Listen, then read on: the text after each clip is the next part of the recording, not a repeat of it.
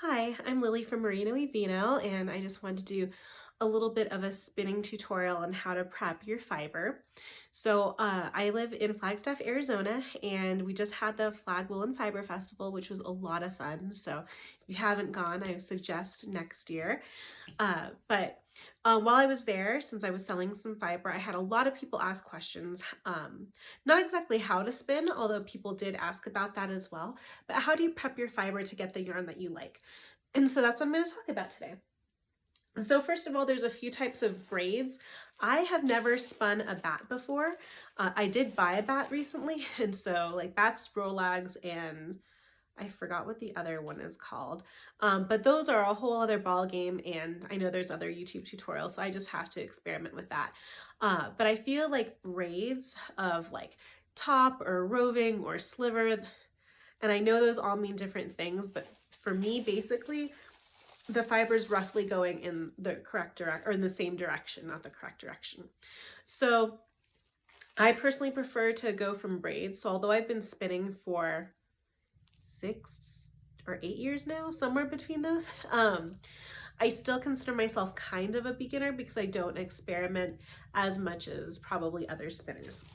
So one braid that you can get is a gradient braid. So this is from Zephyr Creek Farms from Michigan. And as you guys can see, it goes from like a purple to a magenta to a yellow. So I've spun a yarn with this, which actually already sold, so I can't share it with you, unfortunately. But I spun it exactly like this. I didn't do anything. I started at one end of the braid and went to the other, and the yarn turned out like this, so that if you were knitting or crocheting a shawl or a hat, it would look like these colors. So that's one way that you could use this braid. Another way you could use this braid is by, well, I fold it, I undo the braid, and I'll show you this in a minute. Not with this one though, because it's not my next spinning project. But I fold it long ways in half and rip it in half because my bobbins are so small that I need 2 bobbins for one 4-ounce braid like this. And that way I know roughly they weigh the same. And then you could also do a fractal spin with it where you take one half and you, again, pull it apart in longwise. And then you could maybe start at the purple end for one side and the yellow end at the other. And then you would get all of these colors kind of jumbled so it have more of a fractal spin jewel tone look. So that's 2 ways that you could use this braid. Another way braids are sold is in tonal or semi-solid. So this is a very semi-solid. This is from Greenwood Fiber Works. One thing I love about their fiber and also with Zephyr Creek is it's pre-drafted, and so you're not like fighting the fiber. You don't really have any prep work to do. I mean, you could still pull the fiber apart a little bit for a more consistent spin, but you don't really need to. So this is kid mohair, and one thing that I've been planning to do with this is to pair it with another braid. And so I would spin this really fine because some people like mohair and others don't. And then I would find another braid, for instance. I could combine it with this one, or I could combine it with this one, and it would just make it a darker blue. So it still look kind of like a fractal spin. Granted, this is not mohair, so you would have to calculate what the fibers are made of. So you could also just spin tonal yarn, which I don't have one with an arm's reach, so I won't grab it right now. And you would just get a yarn that's this color. So that's pretty cool too. The third option, and this is from Greenwood Fiber Works, this is their February Amethyst colorway, which they don't make year round. They make it only in February, but it's a beautiful colorway. And as you can see, in contrast with Zephyr Creek, you have blues throughout and dark purples and light purples throughout. So with this, you have, again, a few options. You could just spin from one end of the braid to the other, and it would look somewhat like this. You could do a fractal spin, or you could actually change the braid if you want to do more prep work, and you could pull apart all the blue sections and put them together, all the light purple sections and put them together, and all the dark purple sections and put them together, and then you could make a gradient out of it. It's more work, And some dyers dye braids in gradients, more like Zephyr Creek. And I'll hold these two up together so you can kind of see the difference. I know they're different colorways, but you can see the repeat and non-repeat of the colors. So you can do whatever you want. And even with this braid, you could take apart the different colors and mix them and then spin them. It just depends how much time you want to spend playing with it. So, and then another option, I'm giving a lot of options now and I'll demonstrate soon, is to mix two braids together. So that's something I did recently, and the yarn sold at the Flagwell and Fiber Festival. People loved it, so I'm going to be spinning more, although I have another spin project ahead of time.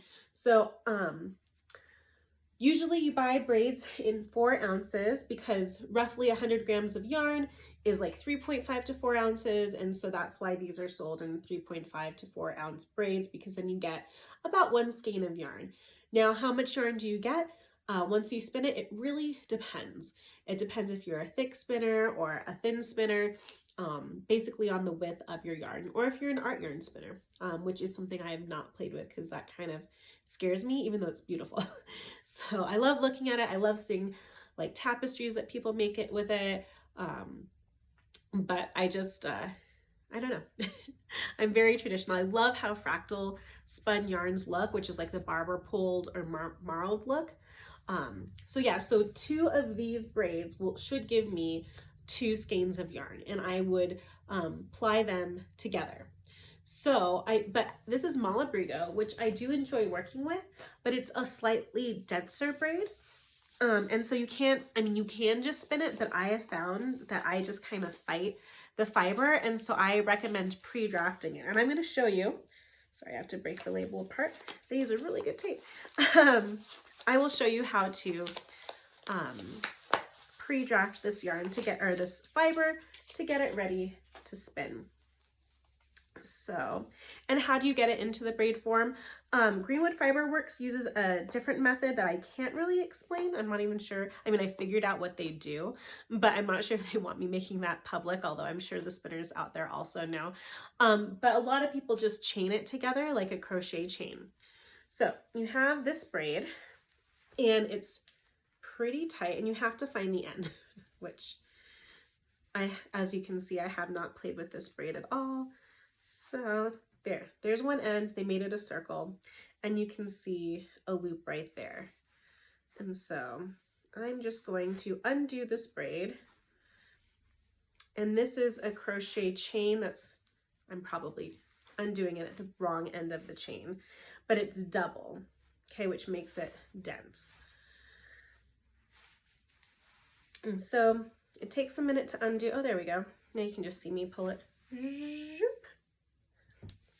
I make fun noises, I suppose.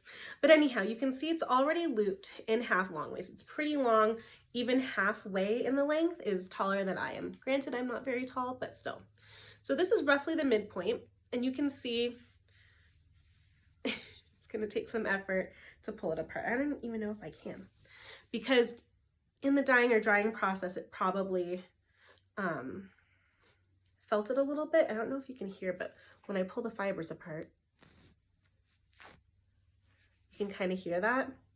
And so that's what I mean by pre-drafting this. It's very soft. This is 100% merino. But you kind of need to pull the fibers apart, and I don't even know if I can.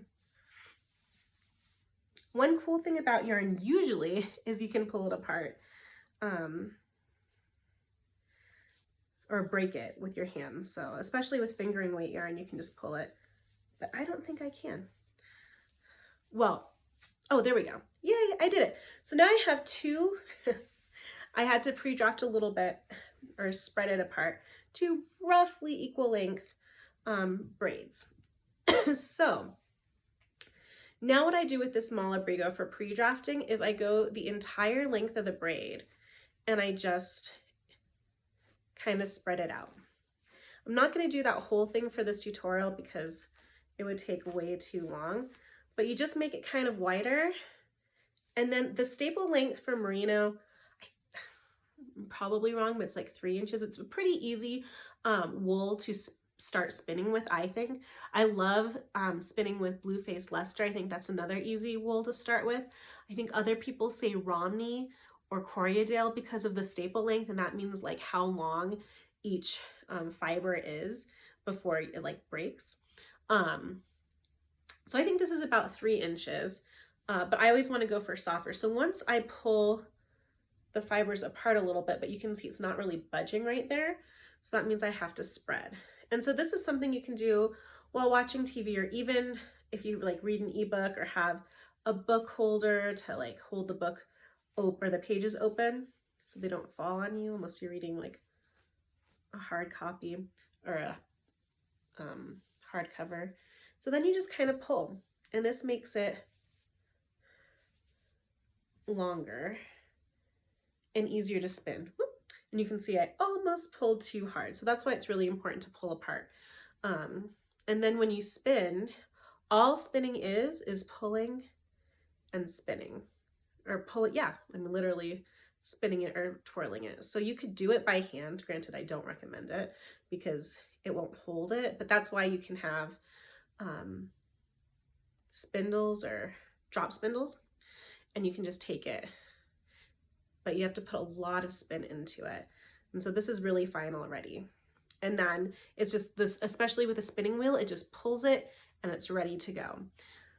So some fiber requires pre-drafting like the Malabrigo, and I think you'll be a lot happier with it once you pre-draft it, because if you're a beginning spinner especially and you find that you're fighting the fiber, pre-drafting, which means either, you know, pulling it apart widthwise first, which I recommend doing with Malabrigo especially, or lengthwise, or lengthwise, really helps make the intake for spinning easy.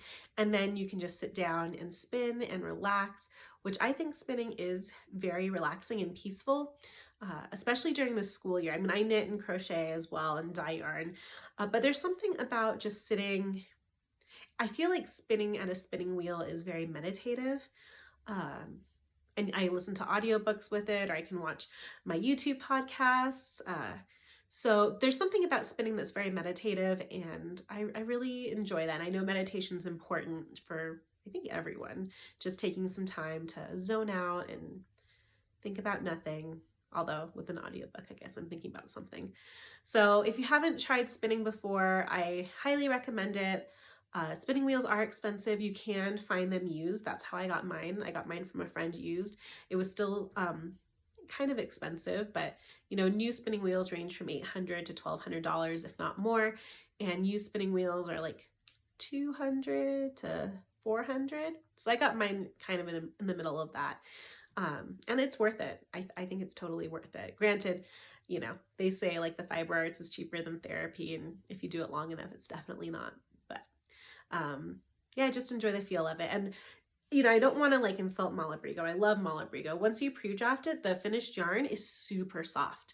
So don't let that deter you. But let me know in the comments if you spin, which technique you're going to try. And if you'd like me to bring my spinning wheel to the Flag Wool and Fiber Festival next year, or what my next spinning tutorial should be. So yeah, just let me know in the comments, because I'm here to help you, you know, enjoy your crafts and learn the most you can. So I hope you have a great day, and I'll be in touch.